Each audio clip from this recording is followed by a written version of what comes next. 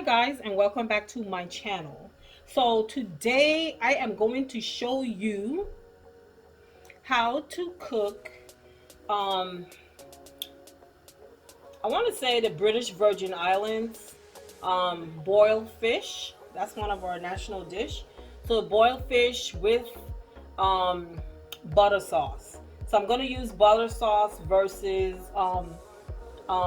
mayonnaise sauce. We normally do mayonnaise sauce. I love mayonnaise sauce, but I am cooking this for Babe's dinner, and he doesn't care for mayo. Um, so I'm gonna just do the butter sauce. So I'm gonna show you guys how to do it. Okay. So I have the water boiling. So for that pot, I filled it about halfway. I am going to make it with what do you call those again? Bananas. I'm going to use some yam. I'm going to use some yes, child. She done broke a whole cup. Some Tanya. Some purple yam is what I'm going to put in it. So I'm going to put that to boil now. What you put in the water to boil at first is, let me get a knife to cut this up. So in the water, you want to add a piece of celery. Wash it. Let me bring you guys closer. So you want to put a piece of celery in the pot. You want to add some salt.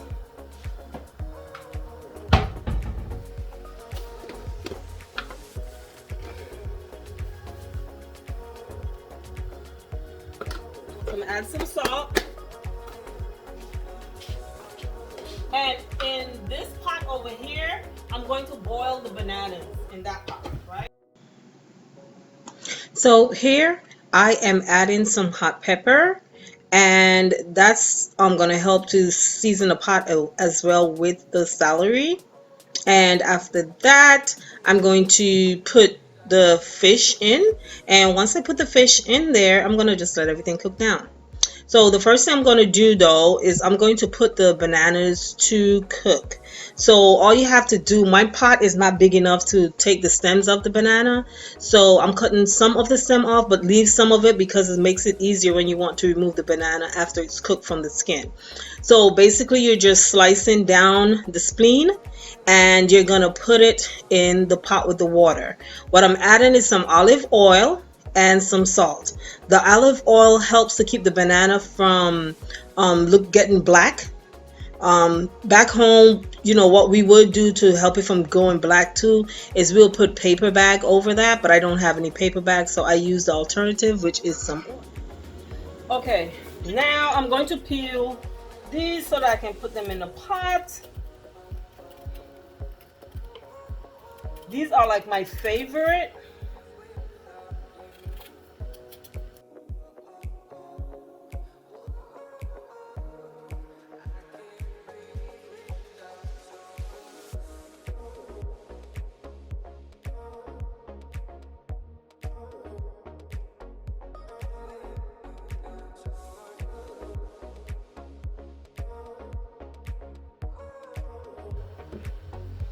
I'm going to wash these off.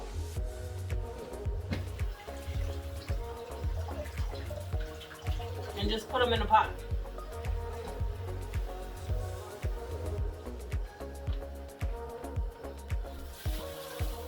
Now I'm going to do the yam. I don't care for this. I don't know why. But I don't care for the taste, but I do eat it. But it's not like my big preference that I'll run for it, you know?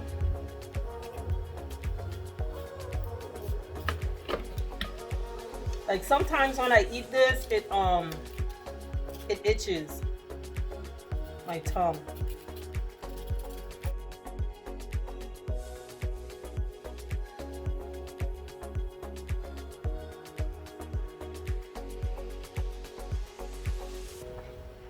Now for this Japanese purple It's a purple. It's not a potato. I don't know. It's a purple something. It's called. Babe loved this, and it's sweet. It has this taste like our sweet potato.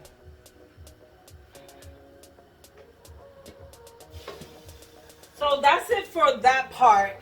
Let me clean this up.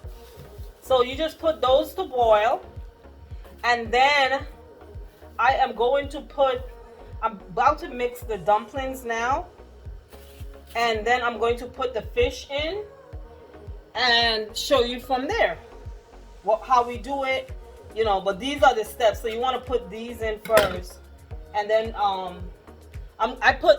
normally what my mom used to do is she'll put the fish to boil first, remove the fish from the water, and then put these in the water.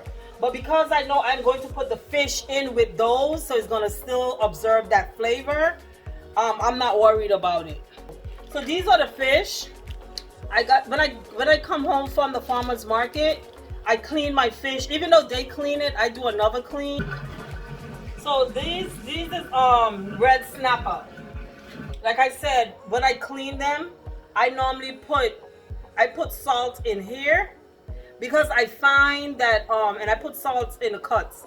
I find that these fish, when you get them, I don't know why, I have bought them before and didn't add the salt to them, and when I take them out the fridge, defrost them to cook them, they spoiled.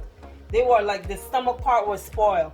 I don't know what's up with the fish up here in the US, but even though these come out the Caribbean, but I don't know what happens through all of that. But so I add the salt, because salt helps to preserve stuff. So that's why I add the salt to it. So I'm gonna just go ahead and add these two fish to the pot. That's it. Okay, so I'm just gonna add the fish to the water. Cover that back up. Let the fish cook. After the fish cook, I'm gonna take it out, put it aside, and do the other stuff. So now I'm going to mix my dumplings. Okay, so you're gonna use all-purpose flour.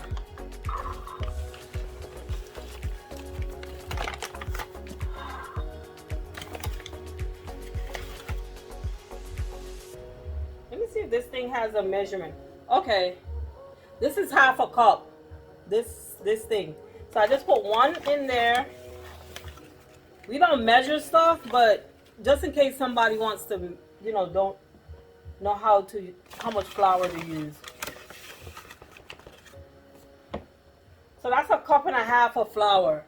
I don't need more than that, because like I said, I'm probably going to be the only one eating the dumplings, and Babe probably would just eat about one or two. He don't care for dumplings like that. So put that on the side. I am going to add some cornmeal to my dumplings.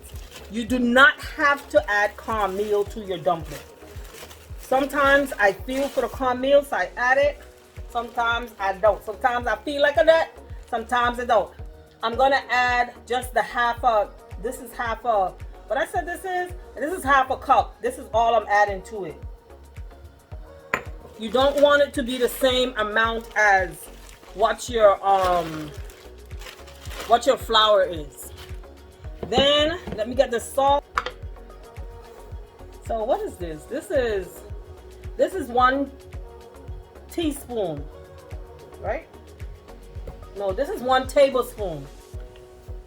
I'm not gonna add that much. Like this salt. This is pink salt. So I'm just adding just a tap.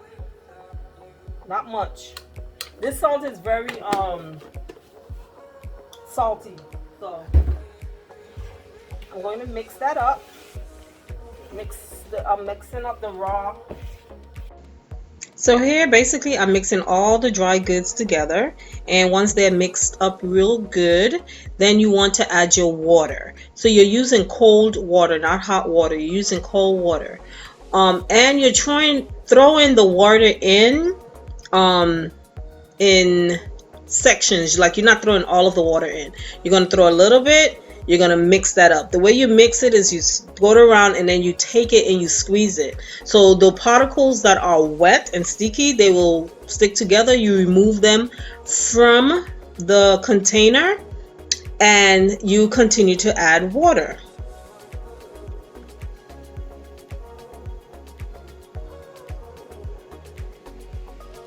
So you'll keep adding water until all of the flour is now in its wet form. So once it's in its wet form is when you're basically finished with the water. As you can see, it's not a lot of water that's needed to do this based on the amount of flour that I put in there. So I don't need a lot of water to do this. And after you know, remove it from there, then you start to knead. So I'm showing you how messy your hand gets, and that is the reason why I do not like making dumplings, because of that mess that happens on your hand. So now I'm kneading the flour. So you just have to trust the process and keep on kneading, and everything is going to come together. So just keep on moving it underneath and rolling that dough, kneading it. You're kneading it, and then you're using the end palm of your hand to do the kneading. So as you can see, I'm removing the dough from my hand. This is the reason why I do not like eating dumplings out, because of this reason. Like, I don't know if those people clean their hands or not. So that's why I don't like eating dumplings out. I watch who I eat dumplings from. Okay. So basically you're going to just keep on kneading this until you get it to where it's not breaking up anymore when you roll it.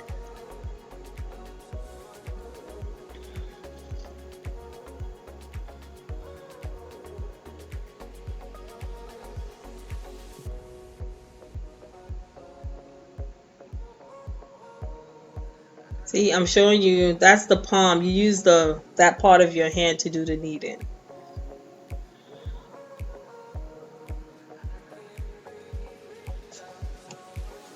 That's my daughter. She did Black Friday shopping, so she's been coming downstairs showing me all her little outfits, child.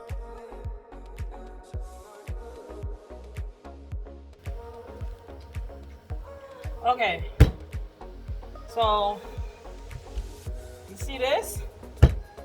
If you want this, we call it setting.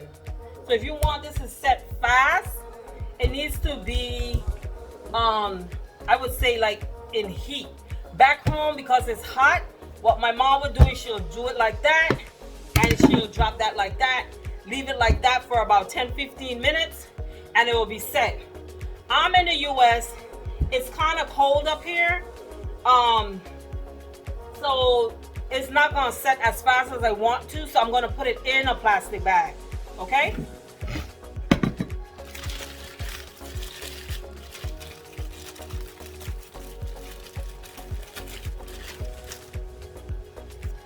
So the reason for doing this is because you want the flour to set and you want it to sweat. So when it sweats, you want it to sweat. So I'm gonna put it inside here in a Ziploc bag.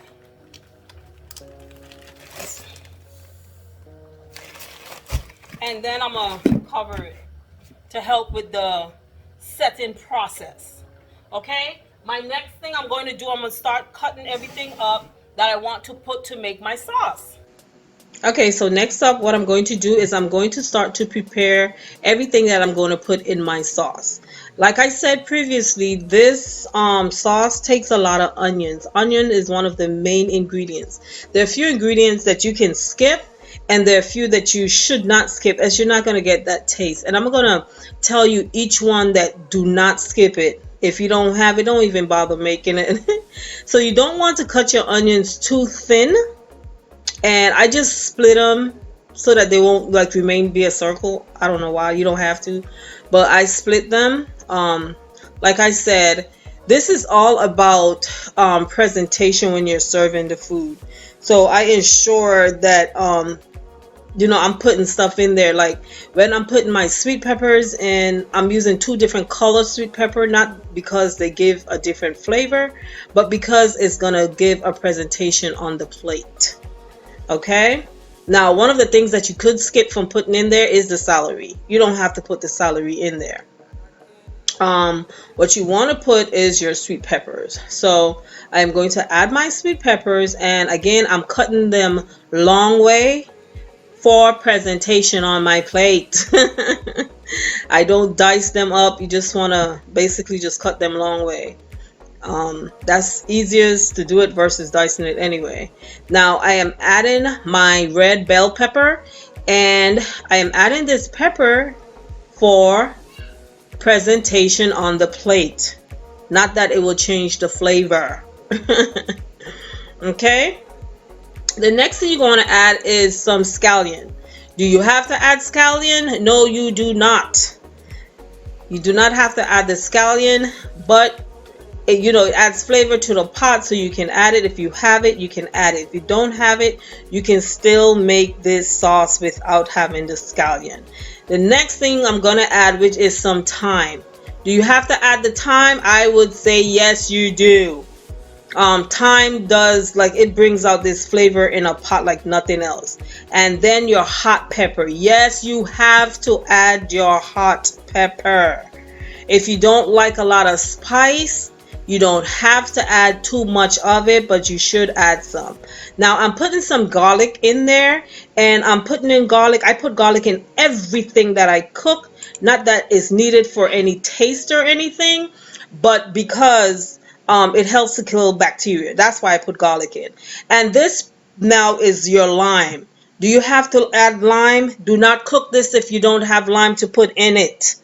And using the lime in the bottle is not the same. Get real lime. So you have to add lime in this. Have to, have to, have to. Otherwise, it will not taste the same. Okay? And make sure, guys, that your lime have seeds in it.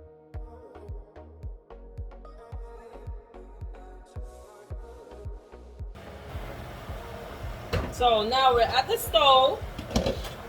As you can see, my fish is in here boiling.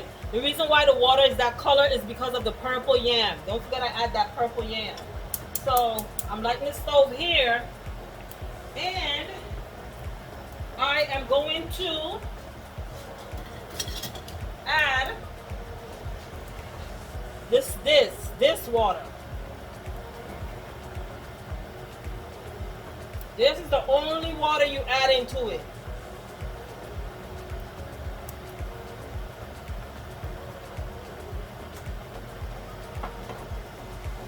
And you let that cook down. And then you add your I'm gonna add the butter, okay? But let that cook.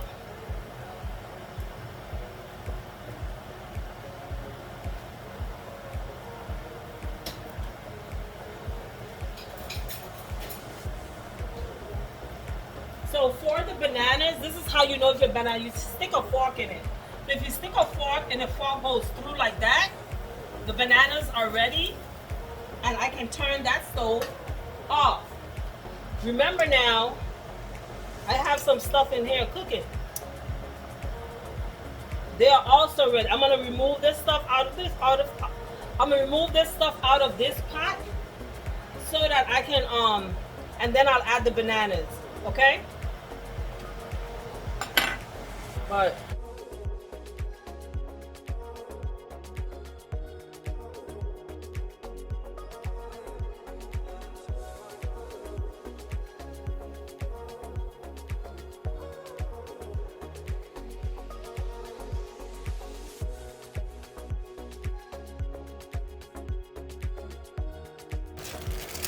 let's get to this. So we're gonna roll it some more. Once it starts sticking together easier, you know she's ready, you know? Okay, so after the flour have set, now I'm rolling it out so that I can start to cut my dumplings. So we cut our dumplings in shape, like we shape them out. We don't roll them in the round like you see Jamaicans do. We do it this way, Of course, again, it's all about presentation. This doesn't make the dumplings taste any different than if they were rolled in your hand, but it's all about presentation for us. So we cut our dumplings like this and put them in the pot. Okay. Also, I think we're one of the only countries that put our flour to set when we're making dumplings. I've never seen anyone do it. So basically, that's it. So I added the butter to the sauce already. So I added like I want to say more than half of a stick of butter, about 3/4 of the stick of the butter. I added that to it, and I thought the camera was on, but it wasn't. So I'm just basically waiting for the onions to cook down. So once the onions are cooked, then the sauce is finished. For the dumplings, once the dumplings start to float in the pot, you know it's ready. Okay, and that's it. I will definitely show you when I serve it how it looks served, and I'll tell you how it tastes. Okay, guys, so dinner is served. So over here we have the plantains and the tanya and the purple yam with some of the butter sauce on it. And over here we have the fish, the banana, the tanya, and the yam. So you don't want to over like put too much stuff in one plate. So that's why there are two plates, because it's kind of disrespectful to serve food like that.